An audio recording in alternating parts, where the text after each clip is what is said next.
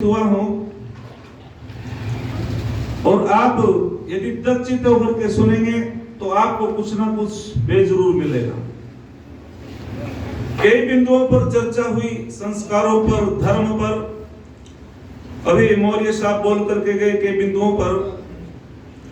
बस मैं भी आपके बीच में निवेदन प्रस्तुत करता हूं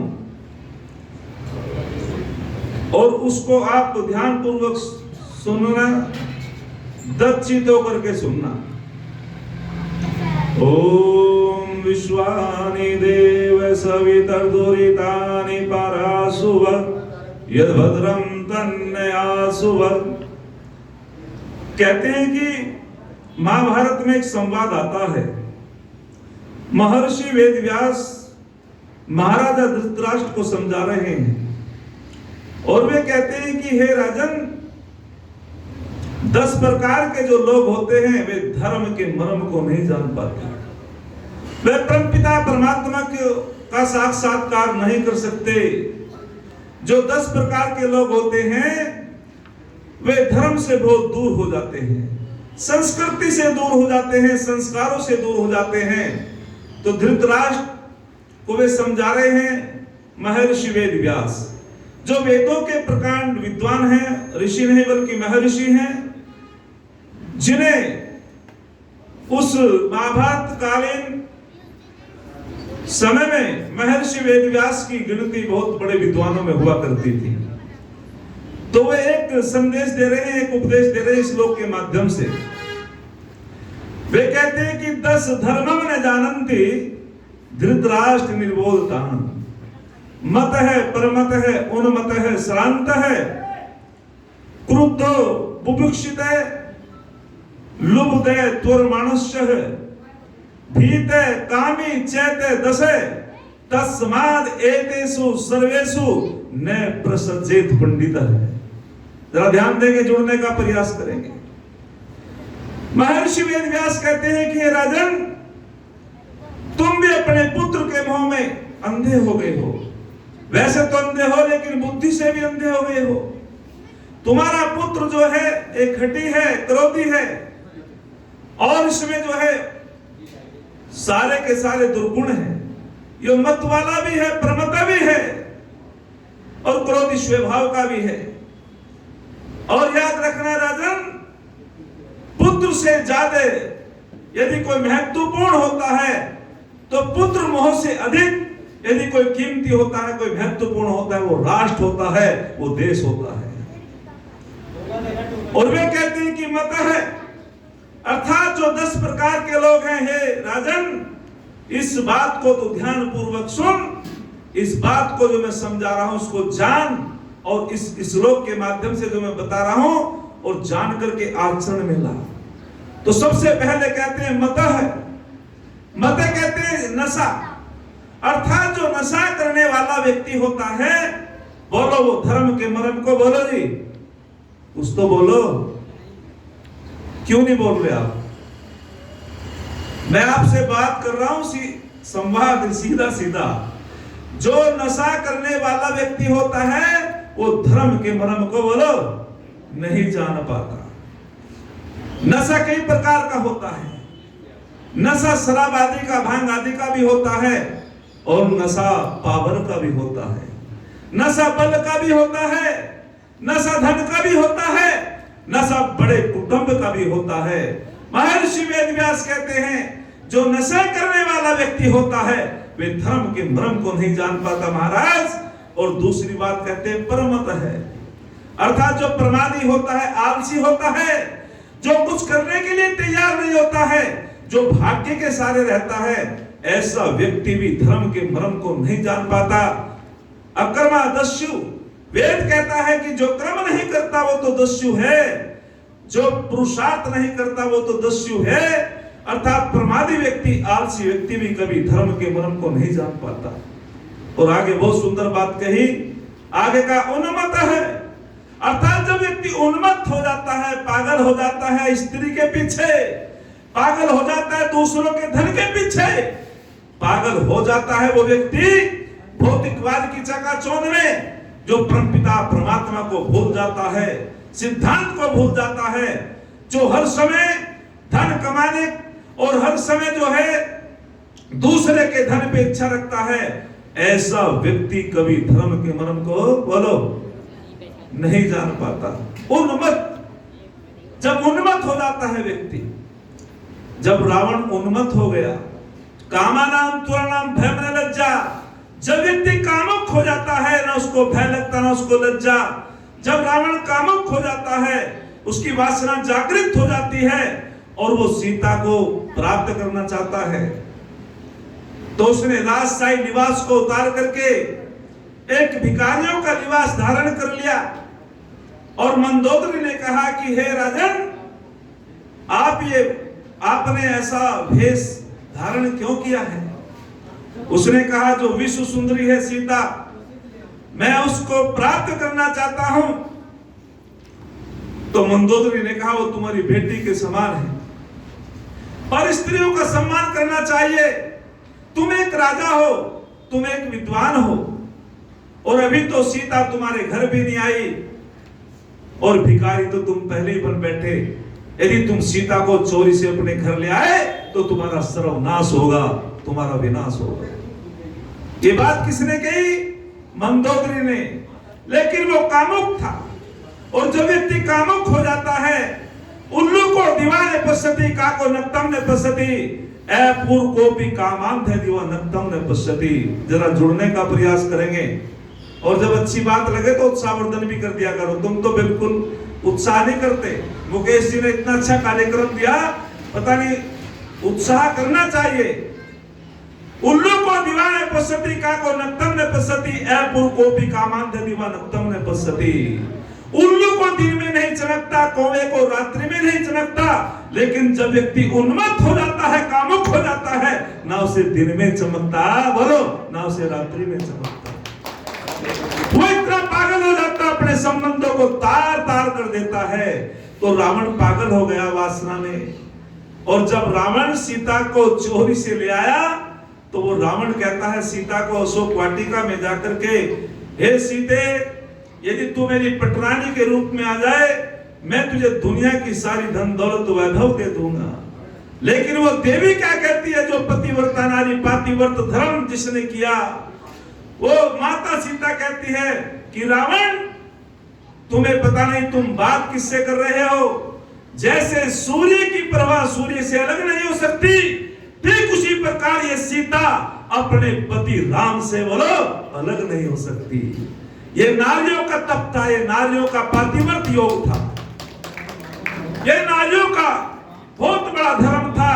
और कहती है सीता की सुनो कि जो नारी धन वैभव के मोह में आकर के अपने पति व्रत धर्म को भंग कर देती है, संसार के अंदर उससे बड़ा कोई अधर्म नहीं होता, संसार में उससे कोई बड़ा पाप नहीं होता। और रावण उन्मत्त हो गया, रावण धर्म से गिर चुका था, रावण संस्कारों से गिर चुका था। रावण जब उन्मत्त हो जाता है व्यक्ति, वास्तविक वो अंधा हो जाता है, उसे कुछ नहीं दिखाई देता। और कहा था सीता ने कि सुन रावण, कि जिस माता ने तुझे जन्म दिया है धिक्कार है उस मां को, जिस पिता ने तुझे जन्म दिया धिक्कार है उस पिता को, धिक्कार है तेरे कुल को, एक बार नहीं 1000 बार धिक्कार है। जो पर स्त्रियों को चोरों की भांति उठा करके तू लाया है, और तू एक पर स्त्री को अपने पत्नी के रूप में उसे रखना चाहता है।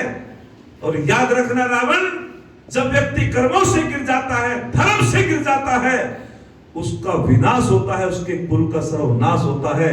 और मेरे जो पति है वनवासी, तीनों लोगों की संपत्ति से बढ़कर के ही भगवान राम मेरे लिए सबसे कीमती है, मेरे लिए सबसे मूल्यवान है, उनसे बड़ा मूल्यवान मेरे लिए कुछ नहीं। तो रावण ने कहा, और कहा नीच रावण, तुझे शर्म नहीं आती, तू ऐसी बातें करता है। तो जब कहता है रावण कि सीता तूने मेरा अपमान किया है, तू नहीं जानती कि इसका परिणाम क्या होगा, तो सीता ने कहा कि तू नहीं जानता एक पतिव्रता नारी को चोरों की भांति उठा करके लाया है, इसका परिणाम क्या होगा? इसका परिणाम वो होगा, तुझ गीदड़ कायर जो पतिव्रता नारी का अपमान करता है उसका यह लोक भी बिगड़ जाता है, परलोक भी बिगड़ जाता है। तो दुर्योधन भी उन्मत्त हो गया था, पागल हो गया था, धन के पीछे पागल हो गया था और वह चाहता था कि पांडवों का हिस्सा भी तुझे मिले। तो आगे कहते हैं ऋषिवर कि जब उन्मत्त हो जाता है व्यक्ति, वो धर्म के मर्म को नहीं जानता। आगे कहता क्रुद्ध शांत है, अर्थात जो थका हुआ रहता है, संसार की भाग दौड़ में थका रहता है, ऐसे व्यक्ति को आप धर्म का उपदेश करें वो बिल्कुल नहीं सुनेगा। थका हुआ व्यक्ति भी जो संसार की भाग दौड़ में लगा रहता है, कभी परमात्मा की भक्ति नहीं करता, वेद का अध्ययन नहीं करता, ऐसा व्यक्ति भी धर्म के मर्म को नहीं जान पाता।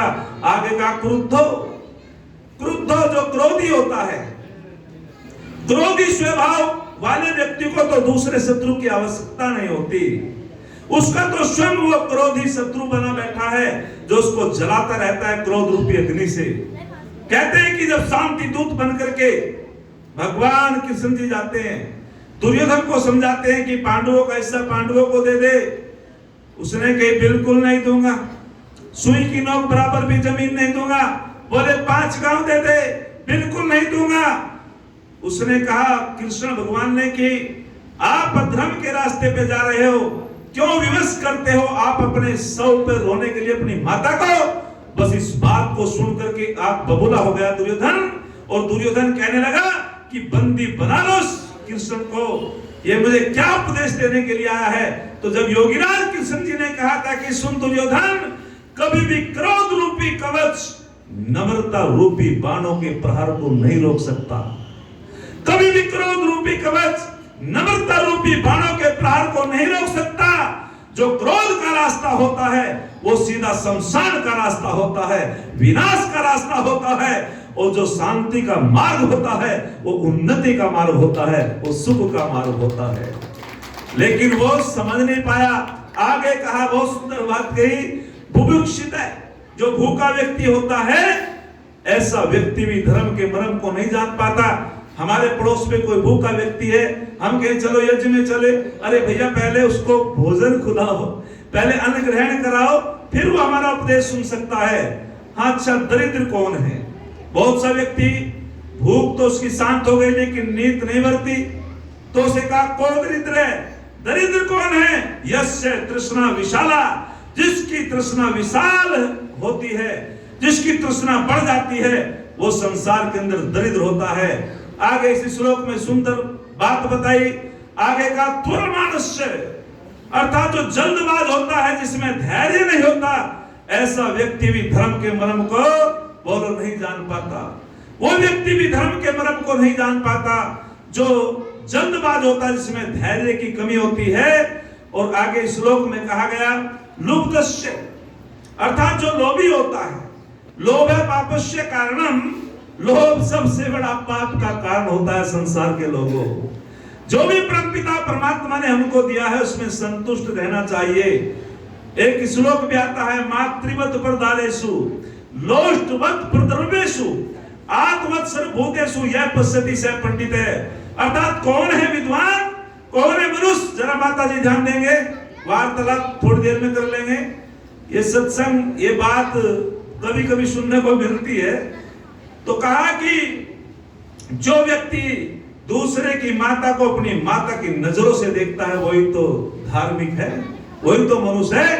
जो दूसरे के धन को मिट्टी का ढेला समझता है, चोरी नहीं करता है, उस पे अपनी इच्छा नहीं रखता है, वही तो धर्म है। आगे कहा कि जो लोभी व्यक्ति होता है वो भी धर्म के मर्म को नहीं जान पाता। और आगे कहा भीत है, भीते का मतलब जो भयभीत है, डरा हुआ है। कौन डरता है? एक आपने शब्द सुना होगा उपनिषदों में, पैवर्ग, एक सुना होगा अपवर्ग। मैं पूछना चाहता हूं अपवर्ग किसे कहते हैं जी? पढ़ा होगा, सुना होगा। अपवर्ग, अपवर्ग कहते हैं केवल्य को, केवल्य कहते हैं मोक्ष को। अर्थात किसे मिलता है मोक्ष? जो पैवर्ग को समझता है। पैवर्ग क्या है? जो पैवर्ग में 5 शब्द आते हैं, पै, भै, बै, भै, मैं। ये तो पढ़े होंगे हिंदी में, क्यों माता जी? पढ़े 5 वर्ग, पै, भै, बै, भै, मैं। अर्थात कौन बंधन से से छूटता है? कौन धार्मिक होता है? कौन व्यक्ति को भय नहीं लगता है? तो यहाँ महर्षि वेदव्यास कहते हैं कि सुनो दुनिया के लोगों, वही व्यक्ति भय से मुक्त होता है। कौन? जो पापी नहीं होता है। पैसे पापी, जो पापी नहीं होता है वो फंसता नहीं। किसमें? बार बार बंधन में। जो बंधन में नहीं फंसता उसको भय नहीं लगता। किसका? मैं मृत्यु का।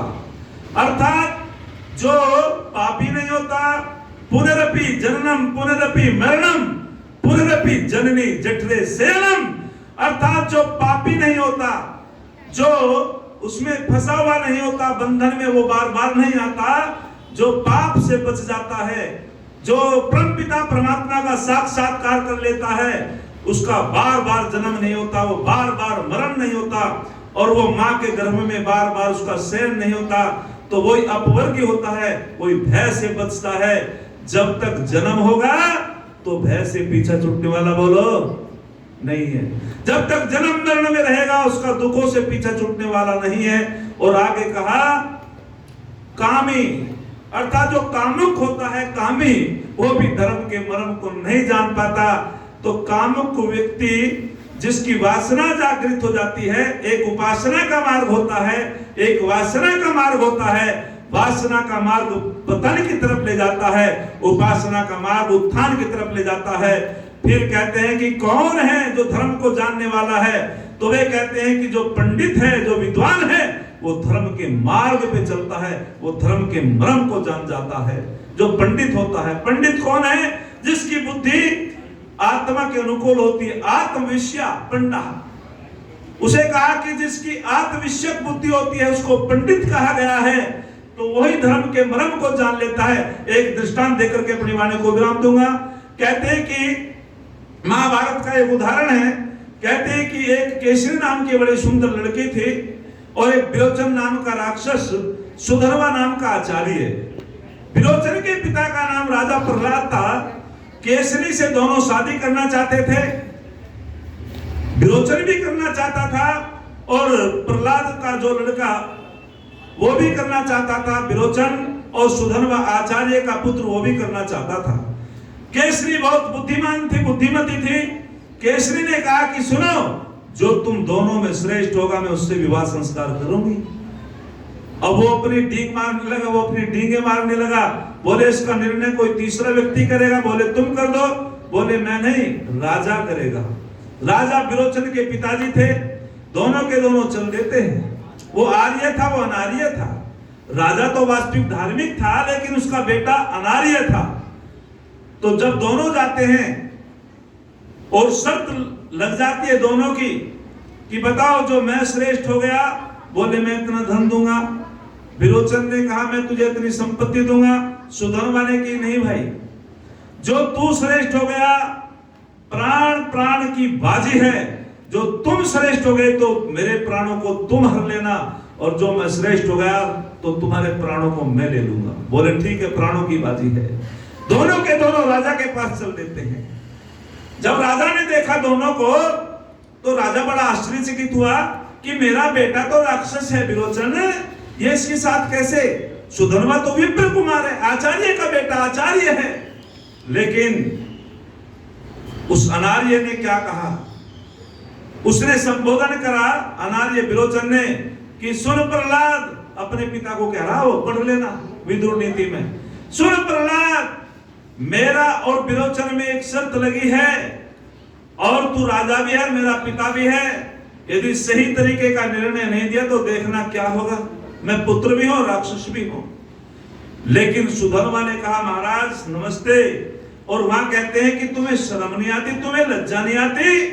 अपने माता पिता गुरु का नाम नहीं लेना चाहिए और तू अपने पिता का नाम लेकर के संबोधन करता है। उसकी आयु बढ़ जाती है, उसका अपमान होता है। जो अपने माता पिता गुरु को नाम से संबोधित करता है, ये आर्यों का व्यवहार नहीं है। आर्य तो अपने माता पिता का नाम नहीं लेते। इस प्रकार का जब उसने बताया, लेकिन क्या होता है सुनो, जरा ध्यान देने की बात है। दोनों के दोनों उपस्थित हो जाते हैं। बोले कैसे आना हुआ? कि केसरी नाम की सुंदर लड़की है और हम दोनों में एक शर्त लगी है, दोनों में जो श्रेष्ठ होगा केसरी उससे विवाह संस्कार करेगी। तो आप राजा हो, आपको निर्णय देना है, आपको फैसला करना है। बताओ किस प्रकार का निर्णय आप दोगे। तो बोले किस प्रकार की शर्त है कि यदि सुधनवा श्रेष्ठ हो गया, उसकी शादी हो गई, और यदि विरोचन श्रेष्ठ तो शादी उससे करेगी, लेकिन दूसरी शर्त यह है जो उनसे श्रेष्ठ होगा वो उसके प्राणों को ले लेगा। राजा धर्म संकट में आ गया। यह होता है धर्म संकट। वो अपनी देवी के पास पहुंचा, देवी से निवेदन किया कि आज तो धर्म संकट है। बोले क्या हुआ कि विरोचन और सुधनवा में एक बहस लगी है, शर्त लगी है। केसरी नाम की सुंदर लड़की से विवाह संस्कार करना चाहते हैं दोनों, लेकिन दोनों की बहस ये, जो दोनों में श्रेष्ठ होगा वो श्रेष्ठ उसके दूसरे के प्राण ले लेगा।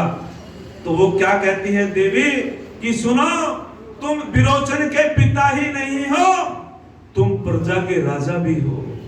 यदि तुमने सही निर्णय नहीं दिया, इतिहास में तुम कलंकित हो जाओगे। उसने कहा यदि मैं पुत्र की रक्षा करता हूं तो धर्म हाथ से चला जाता है, यदि मैं धर्म की रक्षा करता हूं तो पुत्र हाथ से चला जाता है। ये हमारे राजाओं के सिद्धांत हुआ करते थे।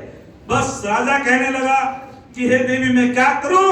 बोले तुम केवल विरोचन के पिता ही नहीं हो, तुम एक राजा भी हो, और राजा पूरी प्रजा का एक पिता होता है। और देवी कहती है, वो विरोचन की माता कहती है कि सीधम सीधम मत कहना, सीधम सीध। बोले हो कि घुमा करके कह देना। बोले कैसे? कि आपको कहना है कि सुनो, विरोचन की माता से सुधनवा की माता श्रेष्ठ है, विरोचन के पिता से सुधनवा का पिता श्रेष्ठ है, और विरोचन से सुधनवा श्रेष्ठ है। राजा ने जब दरबार में निर्णय दे दिया, सुधनवा खुश हो गया, और सुधनवा ने तलवार उठा ली कि मैं श्रेष्ठ हूं, अब मैं तेरे प्राणों को लूंगा। तो राजा ने कहा बिल्कुल आपकी शर्त के अनुकूल आप ठीक कहते हो आचार्य सुधनवा, लेकिन मुझे एक बात बता दो, तुम पंडित हो, आचार्य हो, पंडित के लक्षण बताओ, पंडित किसे कहते हैं? क्या है पंडित की परिभाषा? तो सुधनवा कहता है जो यज्ञ करता हो, कराता हो, दक्षिणा लेता भी हो, देता भी हो, और दान करता हो, वेद पढ़ता हो, पढ़ाता हो, अर्थात उसे कहते हैं पंडित। जो यज्ञ करता भी हो, कराता हो, दान लेता भी हो, देता भी हो, वेद पढ़ता भी हो और पढ़ाता हो, जिसमें ये लक्षण होते हैं वो पंडित है। तो तब राजा ने कहा था हे सुधनवा, श्रेष्ठ तो तू ही है मेरे लड़के से, लेकिन आप पंडित हो, मैं आपसे एक निवेदन करना चाहता हूं। धर्म एव हतो हंति, धर्म और रक्षिति रक्षित है, अर्थात धर्म एव हतो हंति। वे कहते हैं कि सुनो जरा, श्रेष्ठ तो तुम ही हो, लेकिन मैं तुमसे पंडित होने के नाते, आचार्य होने के नाते तुम्हें दान लेने का भी अधिकार है और दान देने का भी अधिकार है। तो उन्होंने पल्ला फैला दिया था कि मैं अपने पुत्र के प्राण दान में मांग रहा हूं, अन्यथा श्रेष्ठ तो तू ही है। ये होते धर्म, इसे कहते हैं धार्मिक। और कहते हैं कि जो धर्म की रक्षा करता है, जब आचार्य सुधनवा ने कहा था कि सुनो राजन, जो धर्म की रक्षा करता है, धर्म उसकी रक्षा करता है। आपने धर्म की रक्षा की है, आपने न्याय किया है, आपने निर्णय ठीक दिया है, आपने पक्ष नहीं लिया है, इसीलिए आपने धर्म की रक्षा की है। तो धर्म उसके परिवार की रक्षा करता है, धर्म उसकी रक्षा करता है। जो धर्म को मार देता है, मरा हुआ धर्म उसको पूर्ण रूप से नष्ट कर देता है। इसीलिए हमको धार्मिक होना चाहिए। जो धार्मिक नहीं होता वो पिता परमात्मा का साक्षात्कार नहीं कर सकता। जिस कार्य के करने में भय लज्जा शंका उत्पन्न होती है उसको अधर्म कहते हैं, और जिस कार्य के करने में भय लज्जा शंका उत्पन्न नहीं होती उसको धर्म कहते हैं। धर्म आत्मनः प्रतिकूलानि प्रेषाम न समाचरेत्। धर्म का एक संदेश देकर के, उपदेश देकर के मैं अपनी वाणी को विराम देता हूं। जैसा जैसा व्यवहार हम अपने लिए चाहते हैं, आत्मनः प्रतिकूलानि प्रेषाम न समाचरेत्। भ्राता सुखपाल जी धनराशि से उत्साहित कर रहे हैं, आपका धन हमेशा धर्म के कार्य में लगता रहे। जी हाँ, जैसा व्यवहार हम अपने लिए चाहते हैं, मैं चाहता हूं कि मेरी बेटी को सब अच्छी नजरों से देखे, तो मुझे भी दूसरे की बेटी को अच्छी नजरों से देखना चाहिए। मैं चाहता हूं भूख में मुझे भोजन मिले, मुझे भी दूसरे की अपने घर में दूसरे भूखे व्यक्ति को भोजन खिलाना चाहिए। मैं चाहता हूं मेरी माता का सम्मान हो, मुझे भी दूसरे की माता को अपनी माता समझनी चाहिए। 3 प्रकार की जो सबसे बड़ी समस्या है संसार में, आतंकवाद की, भ्रष्टाचार की और चोरी की, इनसे जो निजात मिल सकती है वो धर्म और संस्कारों से मिल सकती है। इनका समाधान न सरकार के पास है, न प्रशासन के पास है, इनका समाधान है तो परिवारों के पास है, गुरुकुलों में है, विद्यालयों में है। और याद रखना, क्या गजब की बात कही, मातृवत परदारेषु लोष्टवत प्रदर्वेषु आत्मत्सर भूतेषु यह पश्यति से पंडित है। अरे क्या उपदेश देते हैं आचार्य गुरुकुल में, ओ मेरे बेटा तू आज समावर्तन संस्कार तेरा हो रहा है। और मातृवत वे कहते हैं कि सुनो, आज तुमने गुरुकुल में स्नातक की डिग्री ले ली है, लेकिन समाज में तुम्हारा व्यवहार कैसा होना चाहिए। सत्यम वदे धर्मम चरे स्वाध्याय मा प्रमदय। ओ मेरे बेटा तुझे सत्य बोलना है, धर्म पर चलना है, वेद के अध्ययन में कभी प्रमाद नहीं करना है। और फिर कहते हैं मातृवत परदारेषु, संसार के अंदर जितनी भी तेरी माता की आयु की माता है उनको माता का सम्मान देना है। उसी दिन अनाचार समाप्त हो जाएगा, उसी दिन बलात्कार समाप्त हो जाएगा।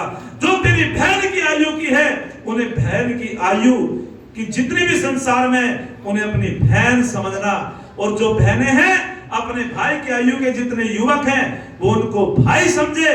तो मैं अभी आपसे पूछना चाहता हूं, क्या बलात्कार जैसी समस्या होगी? बोलो, नहीं हो सकती। और फिर कहा दूसरे के धन को मिट्टी का ढेला समझना, और जो प्राणी मात्र पे दया करता है, प्राणियों पर दया करना, निर्मम हत्या किसी की ना करना, बस यही तो धर्म है, वही तो मानव है, उसे ही तो पंडित कहते हैं, वही तो एक संस्कारवान है। यदि सूर्य के अंदर प्रकाश ना हो, सूर्य का कोई महत्व नहीं। चंद्रमा के अंदर प्रकाश ना हो, चंद्रमा का कोई महत्व नहीं। दीपक के अंदर तेल ना हो, दीपक का कोई महत्व नहीं। फूलों के अंदर सुगंधि ना हो, फूलों का कोई महत्व नहीं। यदि मनुष्य के अंदर संस्कार ना हो तो मनुष्य का कोई महत्व नहीं, मनुष्य का कोई महत्व नहीं। मनुष्य तो वो संस्कारों से है। वास्तविक जो व्यक्ति संस्कारवान होता है, बस एक बात मैं आपसे पूछना चाहता हूं, अधिक बच्चे सुख देने वाले होते हैं या कम संतान सुख देने वाली होती है? बोलो। धन्यवाद जी, आप लोगों का जी आपसे पूछता हूं, कम संतान सुख देने वाली होती है, अधिक संतान सुख देने वाली होती है? हाँ ना में तो बोलो जी। हाँ जी, कुछ कह रहे कम संतान सुख देने वाली होती है, कुछ कहते हैं अधिक संतान सुख देने वाली होती है। मैंने भी एक जगह पूछा गौतम बुद्ध नगर में, तो कुछ ने कहा कि कम संतान सुख देने वाली होती है। यदि किसी के कम संतान होती है उसको ठीक प्रकार से पढ़ा लेते हैं। और यदि एक ने कहा नहीं, अधिक संतान सुख देने वाली होती है। बाबा जी ने, मैंने कि कैसे? यदि किसी के 10 बेटे होते तो घर की 10 लाठी होती है, पड़ोसी भी डरते हैं। तर्क तो दोनों का ठीक था सुखपाल जी, तर्क तो दोनों का ठीक था। मैंने कहा सुनो हे दुनिया के लोगों, यदि कम संतान सुख देने वाली होती तो कंस तो अकेला ही था, उसने अपने बाप को कारावास में डाल दिया था। यदि अधिक संतान सुख देने वाली होती, दुर्योधन तो 100 थे, तो वे भी जो हैं अपने माता पिता को सुख दे सकते थे।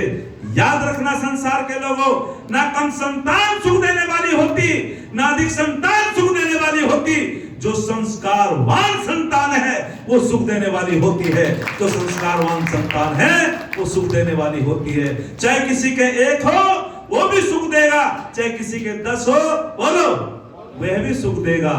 तो मैं एक छंद कहकर के परिवाणी को विराम देता हूं। आप लोगों का बहुत बहुत धन्यवाद। 2 दिन से आपकी सेवा कर रहे हैं, बड़ा प्यार बड़ा दुलार मिला है। एक छंद बोल करके परमपिता परमात्मा से मैं प्रार्थना करता हूं, जिन लोगों ने धनराशि दी उनका धन हमेशा धर्म के कार्यों में लगता रहे। आप ऐसे ही विद्वानों का सम्मान करते रहे। तो किसी ने बहुत सुंदर लिखा था, जब तक हम तप नहीं करेंगे, हमारे अंदर त्याग नहीं होगा, जब तक हमारी माता बहनों में संस्कार नहीं होंगे, तो हम संस्कारवान संतान को उत्पन्न भी नहीं करेंगे। पहले तो हमें संस्कारवान होना है, तब जाकर के हमारी संतान संस्कारवान होती है।